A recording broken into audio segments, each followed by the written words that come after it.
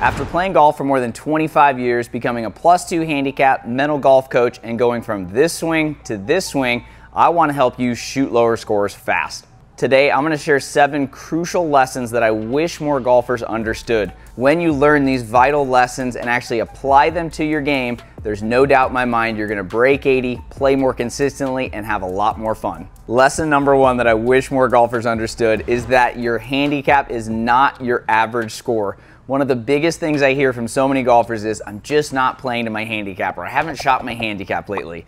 That's okay. You're not actually supposed to hit your handicap every single time you tee it up. Your handicap is your potential to score. It is not your average score. Here's how the USGA defines it.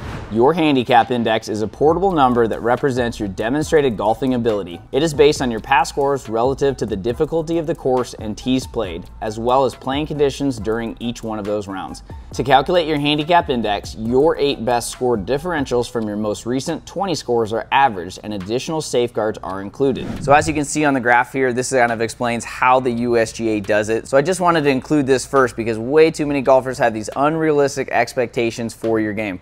For example, like I said, I'm a +2 handicap. That doesn't mean I shoot 2 under every single round. Trust me, I wish it did. So just remember, if you're shooting over your handicap, that's okay. But I would recommend tracking all your scores. That way you can track your game over time and see if you're trending in the right direction or if you have room to improve. The second lesson that I wish more golfers understood is that you need to stop setting score goals. Too many players go out there and say, I want to shoot 89 for the first time today. I want to shoot 79. I want to break par. Having goals is great, but when you go out to the golf course and you have score goals, you make golf even more difficult. And I don't know about you guys, but golf is already really hard. I'm not trying to make it any more challenging. So please, I beg you, the number 1 thing I tell all my mental golf coaching students is stop setting score goals. When you stop setting score goals, you can then focus on the one thing that actually matters every round, and that is your commitment. I want you to set one goal during the round, and that's to be as committed as possible on as many shots as you can.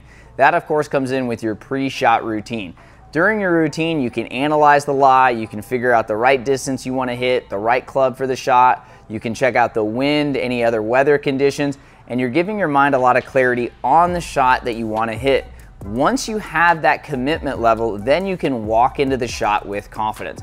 But the problem is that most golfers skip their routine, they just simply laser the flag and then walk into the shot. But when you skip the full routine, a lot of times you're going to stand over the ball still kind of questioning your decision. You're not 100% committed, and typically you're not going to make nearly as good of a swing.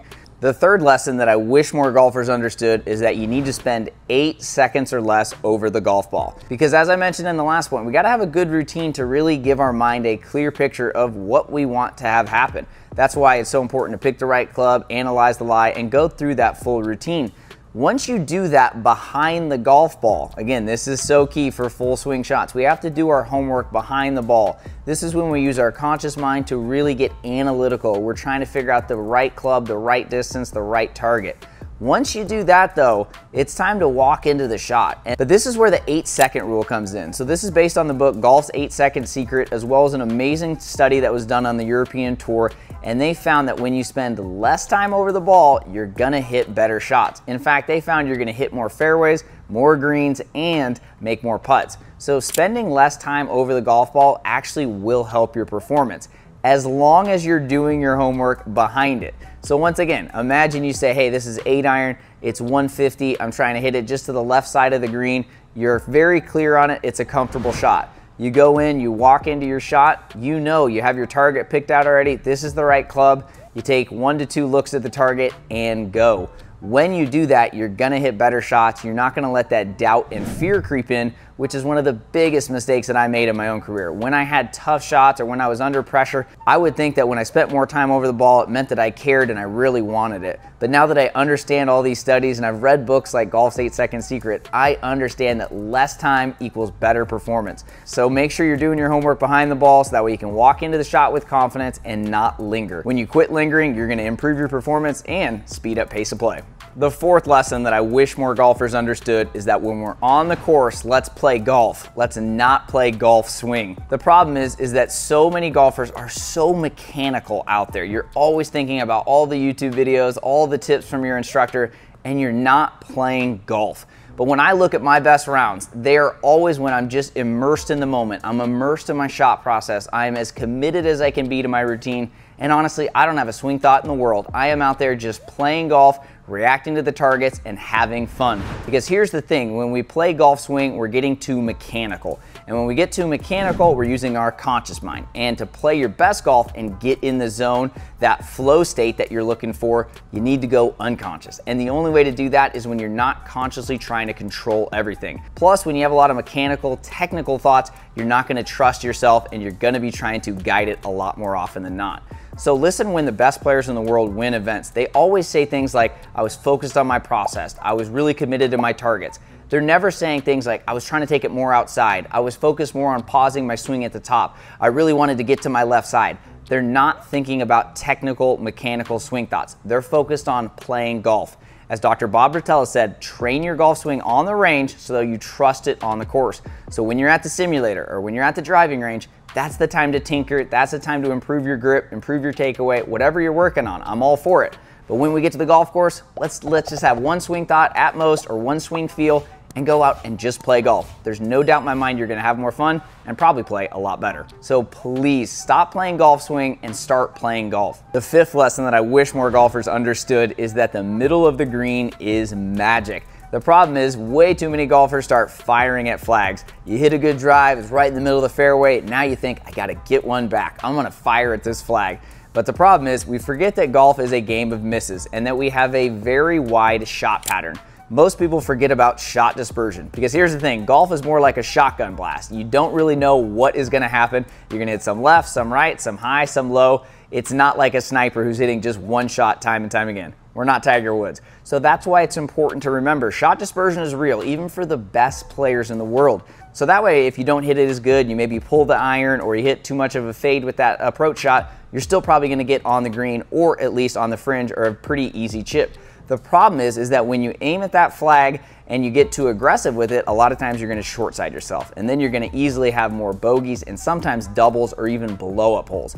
There's nothing worse than hitting a great drive only to walk away with a big number. So aim for the middle of the green more often, especially if you're a mid to higher handicapper. Definitely want to favor it because your dispersion patterns are going to be wider. Not to mention longer clubs in your bag are going to have a much wider shot dispersion. So plan accordingly. And if you want to learn if you should aim at the flag or if you shouldn't, make sure to learn Decade Golf. Scott Fawcett, the creator, makes it so simple to figure out, should I aim at the flag or should I favor the middle of the green?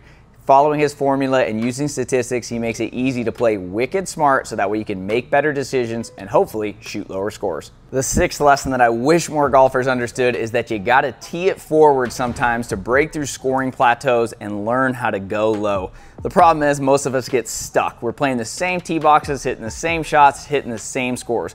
But sometimes we gotta mix it up. Bryson DeChambeau even mentioned last year when he shot 58 during a live event how important it was as a kid to tee it forward. So whether you're a junior, middle-aged, senior, I don't care. Tee it forward sometimes so that way you get comfortable going low. So if you're really struggling to break through a scoring plateau, tee it up a box or two forward, mix it up, see how low you can go, see what that does to your mindset too. I love that feeling of, wow, you know, I shot really well. I know it's not my normal tees, but it's amazing what it will do for your mindset. And again, you just get comfortable going low. The seventh lesson that I wish more golfers understood is to spend more time on your short game. Honestly, the wedges and the putter don't get nearly as much love as the longer clubs for most golfers.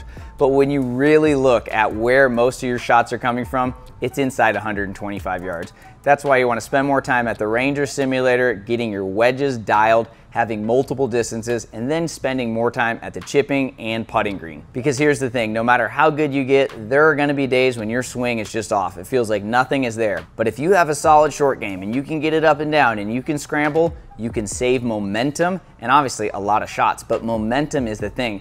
When you start to build momentum and you start to really hit some good chips and make some putts, and even if you're slapping it around a little bit, you start to play better, it will do wonders for your confidence. I remember in high school one time I hit 2 greens in regulation and shot a 74. So yes, I obviously want you guys to hit more greens if possible. I have a video all about hitting more greens in regulation as well, but at the end of the day, you're gonna miss greens always, no matter how good you get. So you gotta make sure your short game is dialed.